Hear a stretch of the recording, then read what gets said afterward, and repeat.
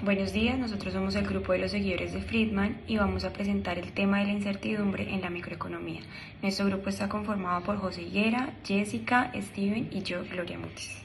Dentro de la incertidumbre tenemos el consumo contingente. El consumo contingente son los niveles de consumo que ocurren con distintas probabilidades y dependen del resultado de distintos acontecimientos. Bueno, un buen ejemplo del consumo contingente pueden ser los seguros. Por ejemplo, Juan compra un seguro por X cantidad.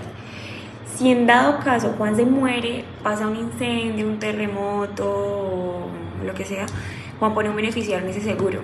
Ese beneficiario recibe una cantidad X del seguro de Juan. Existe una tasa de prima P, la cual dice que una persona que se asegura por X debe pagar P veces X. Esta prima es el pago que debe hacer la persona cada cierto tiempo para mantenerse asegurada, y esta prima que se paga es la multiplicación de la tasa P y el monto asegurado. Bueno, otro ejemplo también podría ser un seguro de robos. Bueno, el seguro cuesta 2 pesos por cada 100 pesos. Si la persona se asegura por 15 millones de pesos, la prima cuesta 0,02 de esos 15 millones de pesos, es decir, unos 300.000 pesos. Entonces, eso cambia el consumo contingente, puesto que si no te roban el auto, tu riqueza es de 100 menos lo que estás pagando en prima, o sea, unos 99.700.000 pesos. Y si te roban el auto, aún tienes que pagar la prima y tu consumo contingente sería igual de 99.700.000 pesos. Bueno, ahora vamos a hacer una recta. En esta recta supongamos que A se encuentra en el eje Y es el estado cuando no sucede un evento, y B podría ser el estado en el que sí sucede el evento, o sea, el eje X. Podemos suponer también que el estado inicial en una riqueza es R, que está por acá, y si ocurre una pérdida en caso de que roben el auto sería R menos P en un estado inicial. Cuando tenemos un seguro, lo que sucede es que podemos sacrificar un poquito de A para tener un consumo de B, y R menos P más el seguro que se compró menos la prima que se está pagando sería el consumo en caso de que si nos roben el auto. En la anterior recta podemos deducir, concluir y también recalcar que A es el estado en el que no sucede el evento, B es el estado en el que sí sucede el evento, R es la riqueza inicial, P es la pérdida si sucede el evento, y que la persona compra una cantidad de seguro igual a K, que tiene una prima igual. Y a la línea se le conoce como la restricción presupuestaria. La prima del seguro también nos permite sacrificar un consumo en A para tener un consumo más grande en B. Bueno, ahora vamos a hablar un poco sobre las funciones de utilidad y las probabilidades. Para explicar la función de utilidad, supongamos que tenemos un consumidor con unas preferencias ordenadas y estables, o sea que es un consumidor racional, y tenemos una cesta de mercado a la que le vamos a asignar algunos números para ver cuál cesta es la más preferida, cuál le da mayor satisfacción o cuál le da la mayor utilidad al consumidor. Bueno, siguiendo con la anterior, tenemos acá dos cestas, la A y la B. La utilidad que aporta la cesta A es mayor a la utilidad que aporta la cesta B. Aquí podemos reconocer que A es más preferido que B. Si la utilidad que aporta la cesta A una cesta C es exactamente la misma, podemos reconocer que A es indiferente a C. Veamos un ejemplo. Supongamos que tenemos un individuo que tiene que optar entre diversas cestas de mercado compuestos por dos bienes, el bien X y el bien Y. La cesta A estará compuesta por 4 unidades de bien X y 25 unidades de bien Y. La cesta B estará compuesta por 16 unidades de bien X y 9 unidades del bien Y. Podemos expresar la función de utilidad mediante una fórmula matemática y supongamos que la utilidad del individuo va a ser la siguiente. Esta. Bueno, por medio de esta, el individuo puede concluir cuál cesta le aporta mayor utilidad o satisfacción. Observamos que para el individuo la cesta A, con una utilidad de 4 en el eje X y una utilidad de 25 en el eje Y, le aporta una satisfacción igual a 10, y en la cesta B, con 16 de utilidad en el eje X y 9 de utilidad en el eje Y, le aporta una satisfacción o, bueno, también una utilidad de 12. Podemos concluir que para este individuo la cesta B va a ser más preferida que la cesta A. Con estas mismas cestas de mercado vamos a ver otro ejemplo. Bueno, en este ejemplo podemos observar que para este individuo con esta función de utilidad, en la cesta A tenemos una composición de 4 para el bien X y de 25 para el bien Y. Le otorga una satisfacción o una utilidad igual a 14,43. Resolviendo esto. En la cesta B, compuesta por 16 unidades del bien X y 9 unidades del bien Y, podemos observar que la utilidad es de 10,7 aproximadamente. Por lo tanto, para nuestro individuo, en este ejercicio caracterizado con esta función de utilidad, la cesta A va a ser más preferida que la cesta B. Un dato también muy importante es que la función de utilidad será una herramienta fundamental para nuestro análisis del comportamiento del consumidor, dado que este análisis nos permitirá representar la valoración subjetiva que hace el individuo de los diversos bienes según la satisfacción que estos le aportan. Los individuos tienen preferencias con respecto a los diferentes planes de consumo, lo mismo que tienen preferencias con respecto al consumo real. No cabe duda que nosotros como consumidores nos sentiremos mejor si superamos que estamos totalmente asegurados. Un plan de consumo contingente no es más que una cesta ordinaria de consumo. Tenemos dos estados posibles, el cual es que ocurra una dicha pérdida y la posibilidad de que éste no ocurra. En general, la forma en que un individuo valore el consumo en un estado en comparación con otro dependerá de la probabilidad de que ocurra realmente el estado en cuestión. Las preferencias por el riesgo. Entonces aquí tenemos tres tipos de personas. Una persona que puede ser renuente al riesgo, neutral ante el riesgo y amante del riesgo. Entonces comencemos con el primer tipo, renuente al riesgo. Eso es una persona que prefiere una renta segura o una renta arriesgada que tenga el mismo valor esperado. Sabemos que la utilidad marginal de este tipo es decreciente y que la contratación de seguros denota una conducta renuente al riesgo. Entonces el segundo es la prima por el riesgo. Entonces, es la cantidad de dinero que está dispuesta a pagar una persona renuente al riesgo para evitarlo, o sea, irse por algo seguro.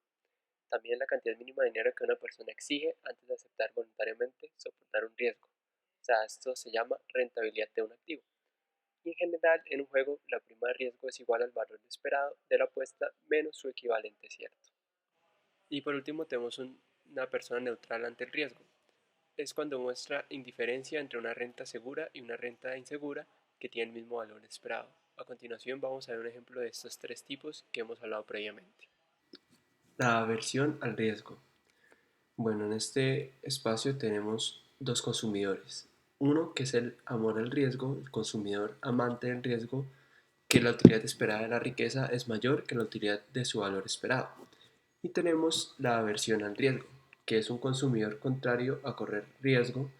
La utilidad del valor esperado de la riqueza es mayor que la utilidad esperada de la riqueza. Entonces, el consumidor contrario al riesgo tiene una función de utilidad cóncava, como podemos ver aquí. Es decir, la pendiente de esta es cada vez más horizontal a medida que aumenta la riqueza. El consumidor amante del riesgo tiene una función de utilidad convexa, es decir, la pendiente de esta es cada vez más inclinada a medida que aumenta la riqueza. Por tanto, la curvatura de la función de utilidad mide la actitud del consumidor hacia el riesgo. Entre más cóncava es la función de utilidad, más contrario a correr riesgos es el consumidor, y cuanto más convexa es, más amante del riesgo es el consumidor. Por último, el consumidor es neutral ante el riesgo y es indiferente entre los acontecimientos seguros y los inciertos que tienen la misma renta esperada. La diversificación. Supongamos, por ejemplo, que tanto las acciones del dólar y las del oro cuestan $10. Si la cotización del dólar sube, valdrá $20 y las del oro 5. Si en cambio el valor del oro sube, valdrá $20 y las del dólar solo 5. Si invertimos los $10 a las acciones del dólar, hacemos una apuesta en la que tenemos un 50% de probabilidades de ganar $20 y 50% de ganar 5. Lo mismo ocurre si invertimos todo el dinero en el oro. En ambos casos, el rendimiento esperado es de $12,5. Si invertimos la mitad del dinero en el dólar y en el oro, también tenemos la seguridad de que acabaremos obteniendo $12,50. Diversificando la inversión, así conseguiremos reducir su riesgo global sin alterar el rendimiento esperado. La diversificación es muy sencilla en este ejemplo porque existe una correlación negativa perfecta entre los dos activos. Cuando uno sube, baja otro. Es importante aclarar que en el mundo real, pues estos valores en la bolsa van a ser mucho más altos, no van a ser de 10, $20 de inversión. Estamos hablando hasta de millones o miles de dólares, pero pues para este caso quisimos dar una explicación breve con cifras menores a las originales. Finalmente, las instituciones financieras como los mercados de seguros y la bolsa de valores permiten a los consumidores diversificar y difundir el riesgo. Bueno, en el capítulo anterior examinamos un modelo de conducta de individuos en condiciones de incertidumbre. En este papel estuvieron dos tipos que fue los mercados seguros y la bolsa de valores. Ya para este capítulo vamos a ver cómo la bolsa de valores distribuye de una manera el tipo de riesgo. Para ello nos va a ser de mucha ayuda un análisis simplificado en conductas de incertidumbre donde se van a manejar los individuos. Anteriormente hemos analizado el modelo de las elecciones en condiciones de incertidumbre basándonos en la utilidad esperada. También esta se puede analizar describiendo las distribuciones de probabilidades, que son los objetos de elección, mediante algunos parámetros definiendo la función de utilidad. Para esto, el ejemplo más común sería el modelo de mediana y la varianza. En lugar de suponer que las preferencias de un consumidor dependen de la distribución de probabilidades que tiene en su riqueza, en todos esos resultados posibles debemos suponer que sus preferencias además tienen que describirse considerando unos pocos estadísticos que nos dan un resumen de la distribución que tienen probabilidades en su riqueza. La varianza, que en este caso mide la dispersión de la distribución, es una medida razonable de grado que nos ayuda a ver el riesgo implícito que hay en ella.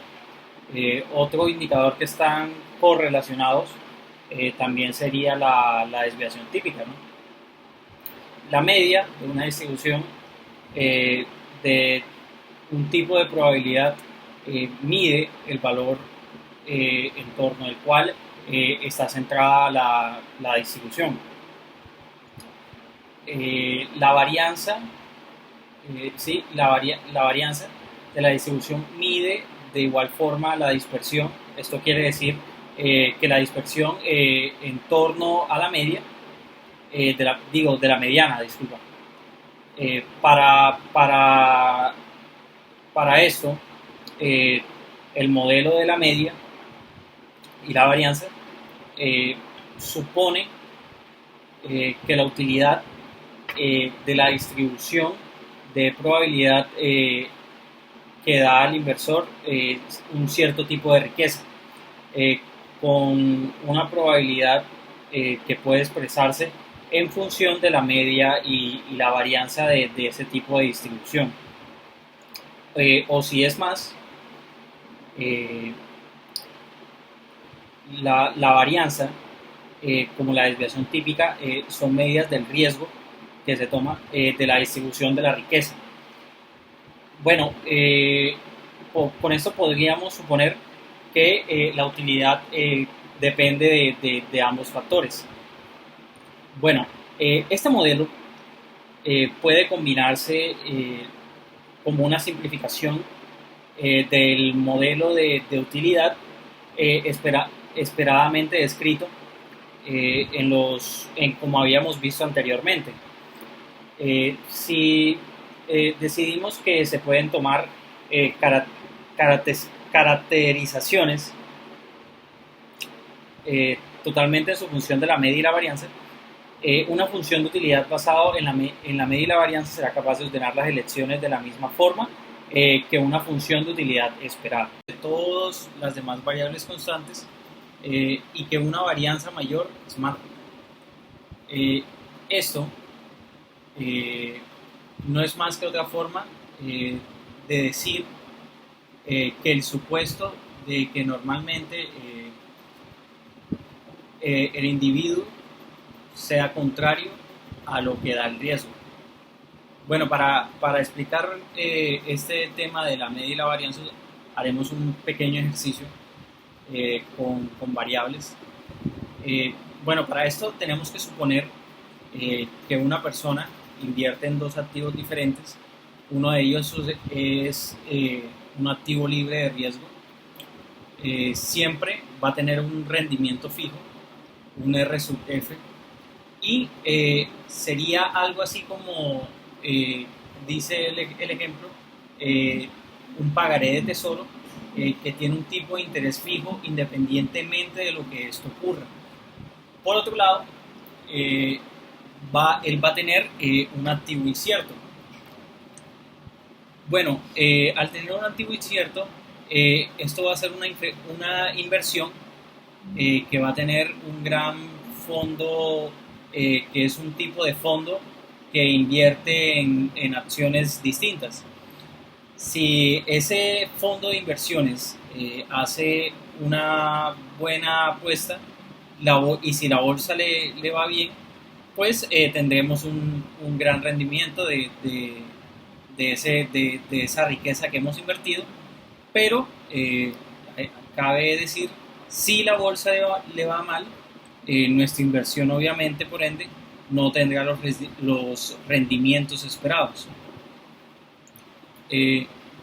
Sea M sub S el rendimiento del activo, si ocurre el estado S, donde pi sub S, que sería la probabilidad de que ocurra, y T sub M, que sería el rendimiento esperado del activo incierto, y la desviación típica de su rendimiento.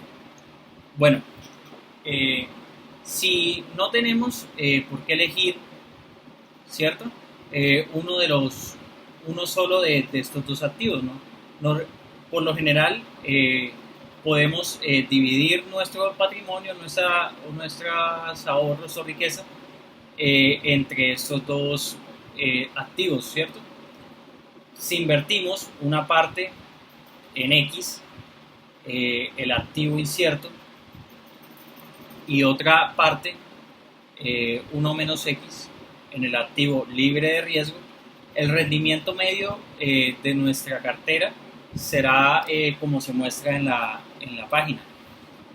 Pero, dado a que prima R es igual a 1, tenemos el valor de que R sub X sería igual a X por R sub M más 1 menos X, que es el activo libre, por R sub F.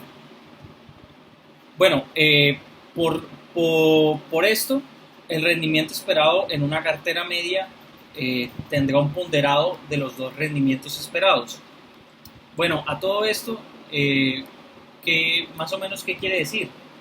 Que la desviación típica de rendimiento de la cartera va a variar, pues es natural de que al R sub M siendo mayor que R sub F, un inversor contrario al riesgo nunca tendrá un activo incierto si este tuviera un rendimiento esperado mucho más bajo que un activo líquido libre de riesgo, obviamente, ¿no?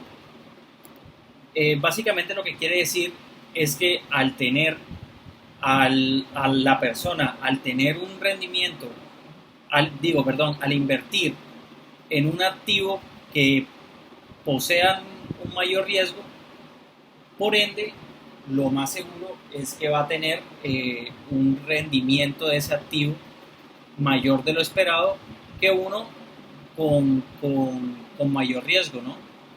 con menos riesgo. Si X, que sería igual a 1, invertimos todo el dinero en ese activo incierto y tenemos un rendimiento esperado y una desviación típica que es muy importante de R sub M y O sub M,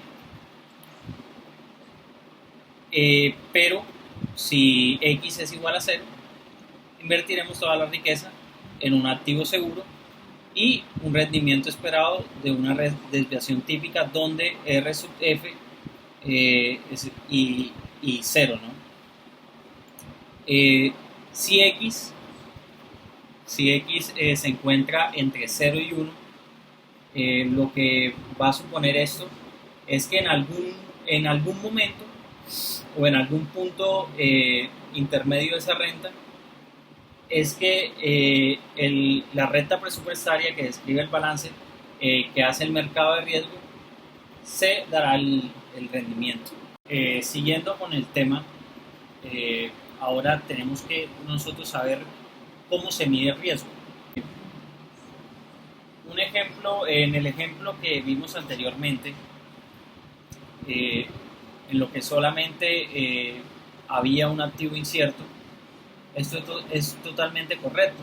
La cantidad de riesgo de un activo incierto en su desviación típica. Sin embargo, si hay muchos activos inciertos, la desviación típica no es una medida como tal lo suficientemente fiable o la más certera para saber la cantidad de riesgo de un activo. Esto se da ya que la utilidad del consumidor depende de la media y la varianza de la riqueza pues neta y no de la media y la varianza de los activos que se posea.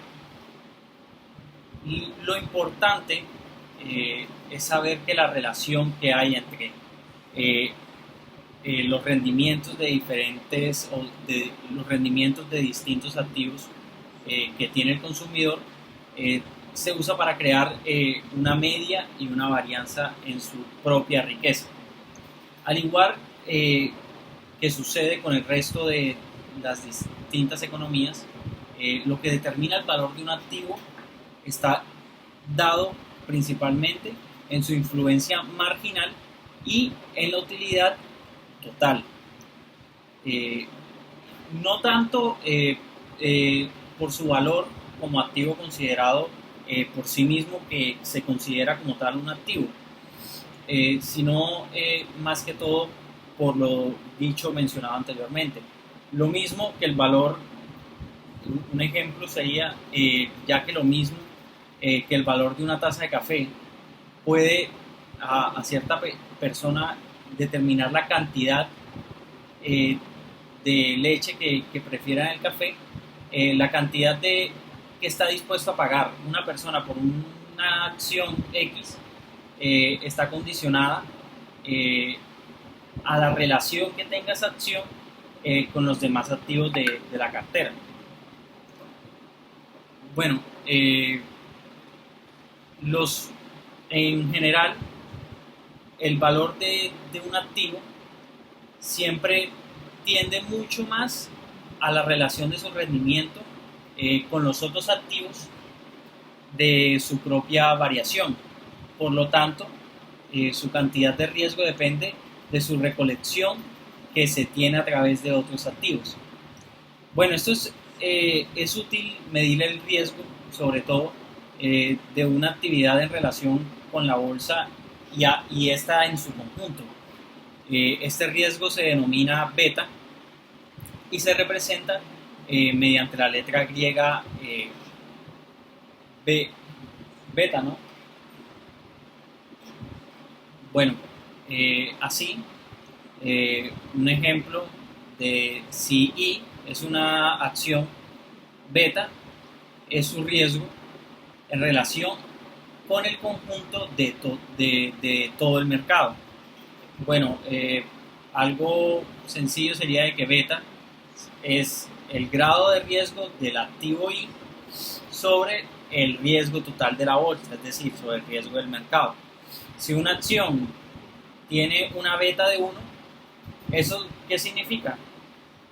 Pues que tiene el mismo riesgo que el mercado en su conjunto, pero cuando esta sube, sobre todo un 10%, la acción de igual forma subirá su promedio, un 10%, porque está correlacionada con el mercado. Si una beta tiende a ser menor a 1, cuando el mercado sube un 10%, la acción subirá un porcentaje menor. Si beta de una acción puede estimarse sobre todo mediante datos estadísticos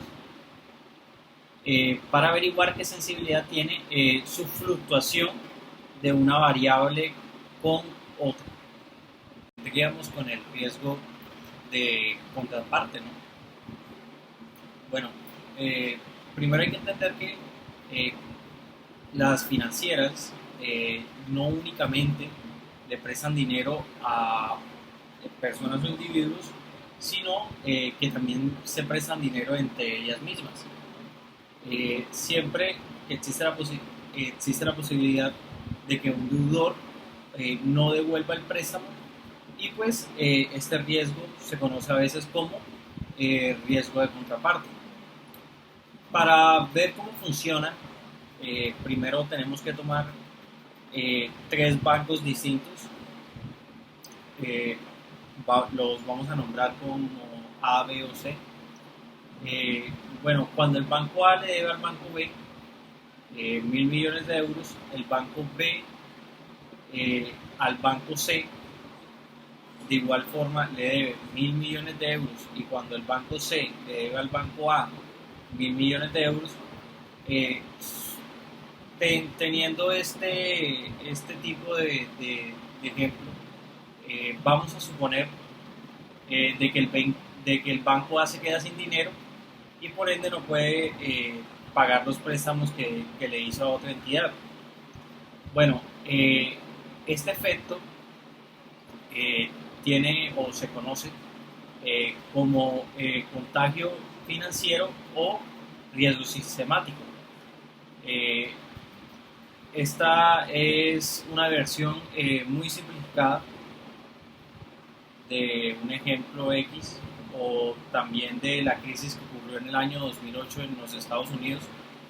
Y una solución que se le puede dar a este tema es que el Banco Central emita un bono de deuda a los bancos para que así, de esta manera, puedan pagar sus deudas y poder circular la economía y lograr salir de la crisis.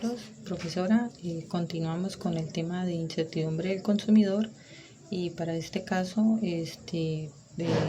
expondremos los temas de rendimiento, el valor en riesgo y los fondos de inversión. Para ello daremos un pequeño concepto de cada uno, y pues comenzando con lo de los rendimientos, que es simplemente la rentabilidad obtenida en una inversión, normalmente medida en porcentaje sobre el capital invertido. Esto quiere decir que es el beneficio obtenido en relación a los recursos utilizados. Para ello daremos un pequeño ejemplo sobre cómo se puede calcular el rendimiento en una inversión. Como veníamos diciendo, en este ejemplo, si invertimos en las nuevas monedas imaginarias de las que muchos están hablando hoy, un monto de 1.500.000, y que nos dicen que ganaremos 500 en un mes, en cierto periodo, entonces para calcular el rendimiento de una inversión